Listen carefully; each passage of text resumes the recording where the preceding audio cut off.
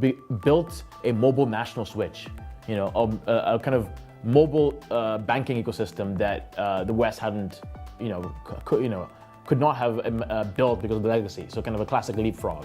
And because it was built on mobile SMS and USSD technology, it was able to reach huge populations on the ground. So instead of having a bank branch that you had to come in and get a checkbook and debit cards and credit cards, and which if you tried to do that strategy in Africa at the time, you would not get a big population or big segment. They happened to realize that mobile was the infrastructure that can reach the most people, and hence bank the most people with that.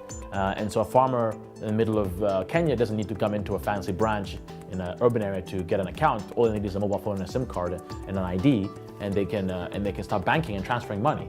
It's almost like a bank light, a sort of and it went from sort of 0 to 20 million users, which is like more than half the population of Kenya, I guess now. Infrastructure, is still really important, right?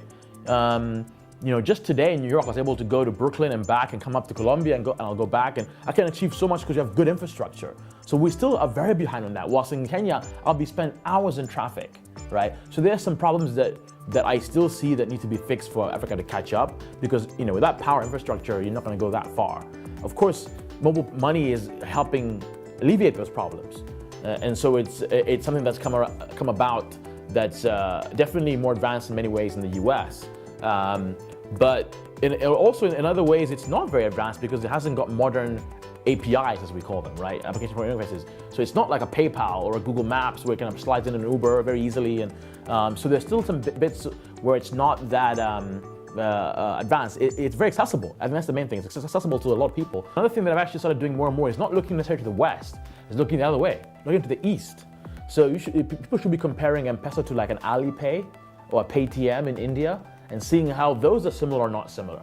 So I think those comparisons are actually probably more relevant, because they might give birth to the Alibaba, and I use that very, to give the illustration of Africa, not necessarily the Amazon of Africa. And which brings on to another trend where if you're a Western investor, you look at Amazon and go, oh, or eBay, I want to build that in Africa. I want to invest in that in Africa. So you look for that model, and maybe you persist in that model as an investor. But actually, you should be drawing more from other areas too, if you're going to really look at Africa and see, first of all, is there anything unique on the ground that we've not seen before anywhere in the world? Or is it more like China or India or Latin America?